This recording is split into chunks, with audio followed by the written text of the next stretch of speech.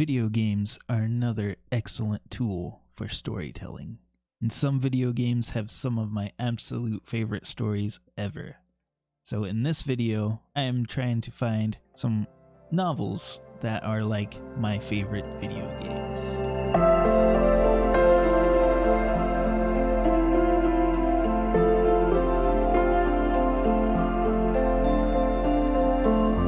First up, we have Max Payne.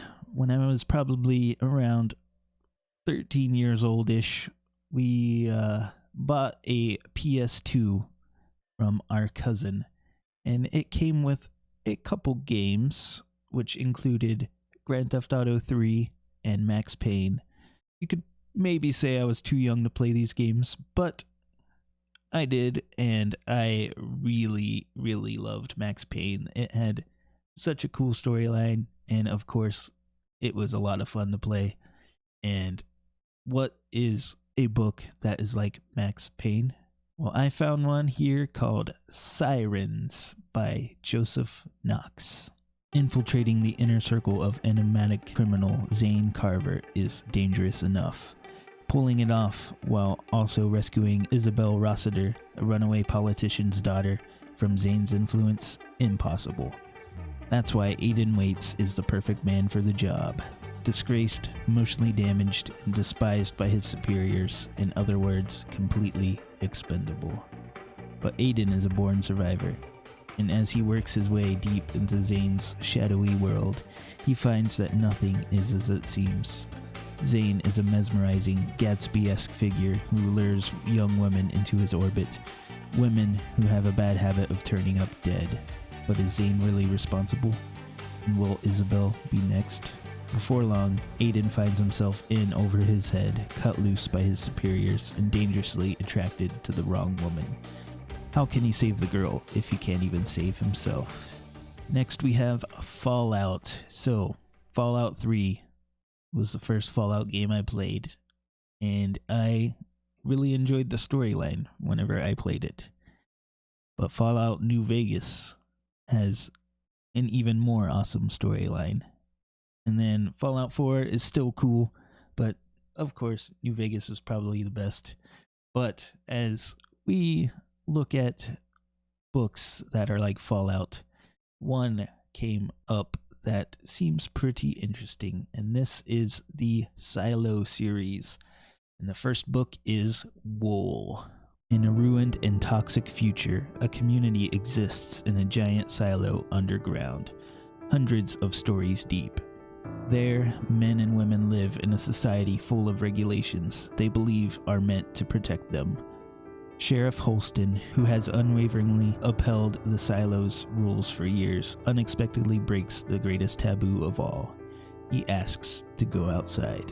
His fateful decision unleashes a drastic series of events. An unlikely candidate is appointed to replace him, Juliet, a mechanic with no training in law, whose special knack is fixing machines. Now Juliet is about to be entrusted with fixing her silo, and she will soon learn just how badly her world is broken.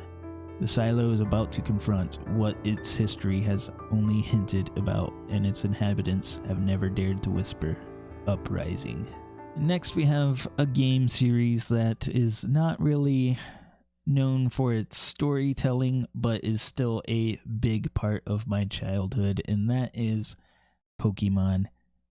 I've had a blast with these games as a kid on Game Boy, and there's one series of books that I found that a lot of people claim is kind of like Pokemon, and we'll check that out. The series is called Codex Alera, and the first book is Furies of Calderon. For 1,000 years, the people of Alera have united against the aggressive and threatening races that inhabit the world, using their unique bond with the Furies, elementals of earth, air, fire, water, wood, and metal. But in the remote Calderon Valley, the boy Tavi struggles with his lack of Fury crafting. At 15, he has no wind fury to help him fly, no fire fury to light his lamps. Yet, as the Alerians' most savage enemy, the Marat Horde, returns to the valley, Tavi's courage and resourcefulness will be of power greater than any fury, one that could turn the tides of war. Next, we're going to go into a more recent favorite, which will be the Red Dead Redemption series. Way back whenever I was younger, I played the first Red Dead game, and it was pretty good. But then I also played Red Dead Redemption around when it came out, and it was pretty awesome. I never completely finished the game. I don't think I ever owned it, but Red Dead Redemption 2, I have completely played through, and it is such a good game. And here is what I found that could be quite similar, and that is Lonesome Dove by Larry McMurtry. Journey to the dusty little Texas town of Lonesome Dove and meet an unforgettable assortment of heroes and outlaws, whores and ladies, Indians and settlers. Richly authentic, beautifully written, always dramatic, Lonesome Dove is a book to make us laugh, weep, dream, and remember. Next we have Final Fantasy. This is a series that is beloved by a lot, and of course I have played a lot of the games. I have not finished a lot of them, but I have played quite a bit. I've gone into multiple discs of the games back in PlayStation days that had multiple discs. I always been a really big fan of the series, but as a kid it is hard to own a lot of games, so I didn't own very many of them. I borrowed a lot, and that's why I never really finished many of them. But Final Fantasy is still a big part of my childhood, and here is a series that I've heard talked about from Elliot Brooks, who kind of compared it to a Game of Thrones and Final Fantasy, and that just sounds really awesome to me, so let's get into it. This is the Age of Uprising series. Book 1 is Engines of Empire by R.S. Ford. The nation of Torwin is run on the power of industry, and industry is run by the guilds. Chief among them are the Hawkspurs, whose responsibility it is to keep the gears of the empire turning. That's exactly why Matriarch Rosamond Hawkspur sends each of her heirs to the far reaches of the nation. Connell, the eldest son, is sent to the distant frontier to earn his stripes in the military. It is here that he faces a threat he could have never seen coming, the first rumblings of revolution. Tyretta is a sorceress with the ability to channel the power of Pyrestone, the magical resource that fuels the Empire's machines. She is sent to the mines to learn more about how Pyrestone is harvested, but instead she finds the dark horrors of industry that the Empire would prefer to keep hidden. The youngest, Fulrin, is a talented artificer and finds himself acting as a guide to a mysterious foreign emissary, soon after he is framed for a crime he never committed, a crime that could start a war. As the Hawkspurs grapple with the many threats that face the nation within and without, they must finally prove themselves worthy, or their empire will fall apart. Next we have the Batman Arkham games. Now these are really big for me because I have always been a huge fan of Batman. Back in the day, I used to watch the animated series at my grandma's house all the time, and it was awesome. And then the movies came out with Batman Begins, and it was pretty awesome. And of course, I loved The Dark Knight, and playing through Arkham Asylum and Arkham City. Those games were so well done, and they really got me back into the whole Batman lore and everything, and I really delved into it. And one of my writing projects was thinking up of a trilogy idea for a Batman trilogy of movies, and it was just basically a for fun project that I never really started, but I started outlining, and it was a lot of fun for me to do. And the Batman Arkham games were definitely a big inspiration for that. And I found an interesting one that some people have claimed is kind of like Batman, so we'll dive into that, and that is Perdido Street Station by China Mieville. Beneath the towering bleached ribs of a dead ancient beast lies New Robozone, a squalid city where humans, remades, and arcane races live in a perpetual fear of Parliament and its brutal militia. The air and rivers are thick with factory pollutants and the strange effluence of alchemy, and the ghettos contain a vast mix of workers, artists, spies, junkies, and whores. In New Chrobazone, the unsavory deal is a stranger to none, not even to Isaac, a brilliant scientist with a penchant for crisis theory. Isaac has spent a lifetime quietly carrying out his unique research, but when a half-bird, half-human creature known as the Garuda comes to him from afar, Isaac is faced with challenges he has never before fathomed. Though the Garuda's request is scientifically daunting, Isaac is sparked by his own curiosity and an uncanny reverence for the curious stranger. While Isaac's experiments for the Garuda turn into an obsession, one of his lab specimens demands attention. A brilliantly colored caterpillar that feeds on nothing but hallucinatory drugs and grows larger and more consuming by the day. What finally emerges from the silken cocoon will permeate every fiber of New Chrobazone, and not even the ambassador of hell will challenge the malignant terror it invokes. A magnificent fantasy rife with scientific splendor, magical intrigue, and wonderfully realized characters told in a storytelling style in which Charles Dickens meets Neil Stephenson, Perdido Street Station offers an eerie, voluptuously crafted world that will plumb the depths of every reader's imagination.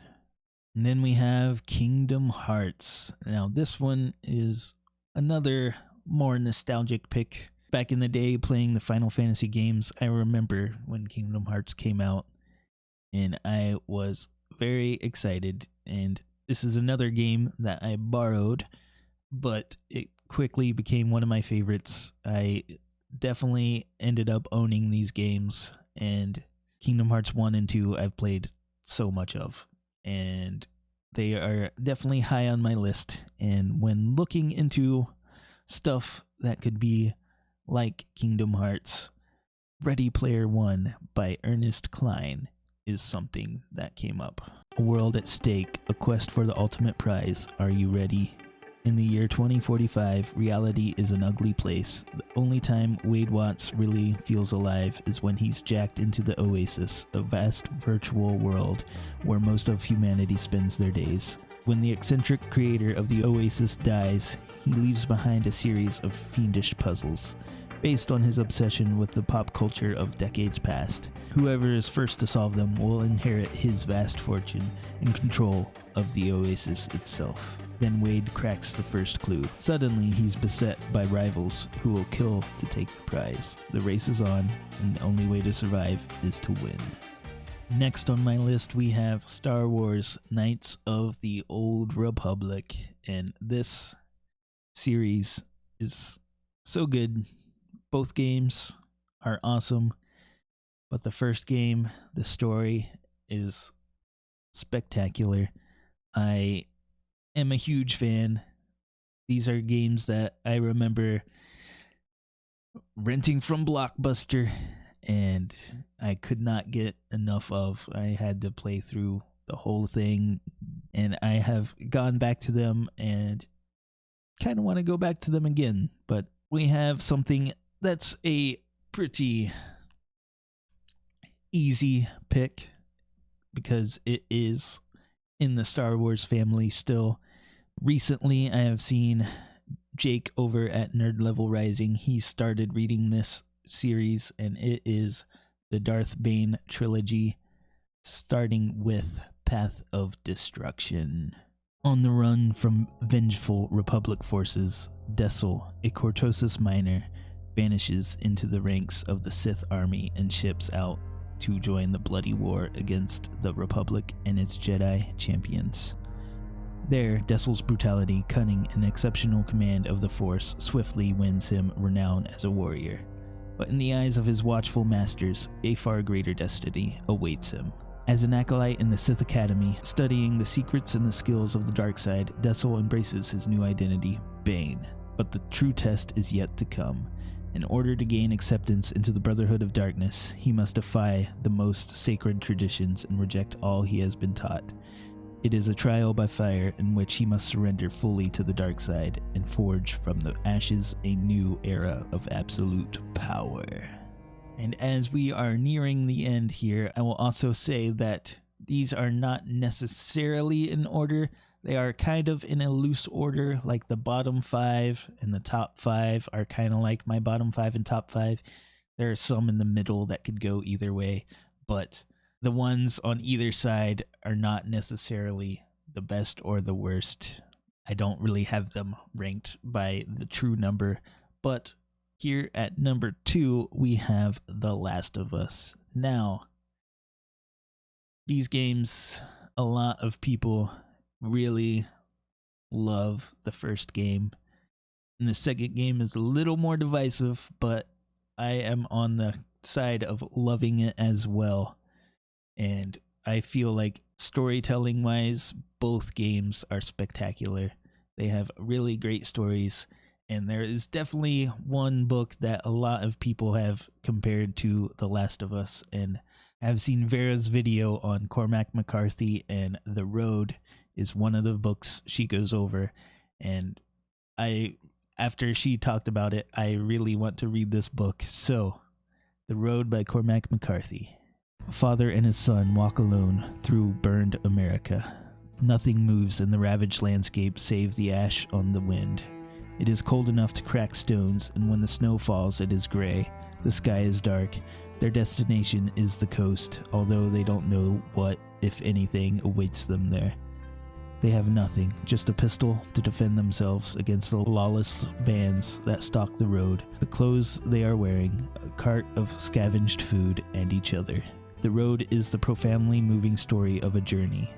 It boldly imagines a future in which no hope remains, but in which the father and his son, each the other's worlds entire, are sustained by love. Awesome in the totality of its vision, it is an unflinching meditation on the worst and the best that we are capable of. Ultimate destructiveness, desperate tenacity, and the tenderness that keeps two people alive in the face of total devastation. And last we have BioShock. Now this series, the first one and Infinite, both have spectacularly amazing stories, awesome twists. I can't get enough of the games. I've played them multiple times. I still really like BioShock 2 as well, and the DLCs for Infinite are also awesome, but the stories in 1 and Infinite, so good. And the book that came up that seemed most interesting to me is The Devil in the White City by Erik Larson. And there is also the kind of game tie-in book called Rapture that I own but haven't read yet, but will probably read at some point this year. But let's get into The Devil in the White City. Combining meticulous research with nail-biting storytelling, Erik Larson has crafted a narrative with all the wonder of newly discovered history and the thrills of the best fiction. Two men, each handsome and unusually adept at his chosen work, embodied an element of the great dynamic that characterized America's rush toward the 20th century. The architect was Daniel Hudson Burnham, the fair's brilliant director of works and the builder of many of the country's most important structures, including the Flatiron Building in the New York and Union Station in Washington, D.C. The murderer was Henry H. Holmes, a young doctor who, in a malign parody of the White City, built his World's Fair Hotel, just west of the fairgrounds, a torture palace complete with dissection table, gas chamber, and 3,000-degree crematorium. Burnham overcame tremendous obstacles and tragedies as he organized the talents of Frederick Law Olmsted, Charles McKim, Louis Sullivan, and others to transform swampy Jackson Park into the White City. While Holmes used the attraction of the Great Fair in his own satanic charms to lure scores of young women to their deaths, what makes the story all the more chilling is that Holmes really lived, walking the grounds of the Dream City by the lake. The Devil in the White City draws the reader into the enchantment of the Gilded Age, made all the more appealing by a supporting cast of real-life characters including Buffalo Bill, Theodore Dreiser, Susan B. Anthony, Thomas Edison, Archduke Francis Ferdinand, and others. Erik Larsson's gifts as a storyteller are magnificently displayed in a rich narrative of the master builder, the killer, and the great fair that obsessed them both. And that is it. 10 books like my favorite video games. And there are definitely more games that I can list in my favorites. So if you like this video, let me know, and maybe we can do more in the future. Like the video if you haven't yet, subscribe if you want to, and I hope to see you around again. Later. As the Hawkspurs grapple with the many threats that face a brilliantly colored and I have seen Vera's video on The Road by Cormac. Like the video if you liked it.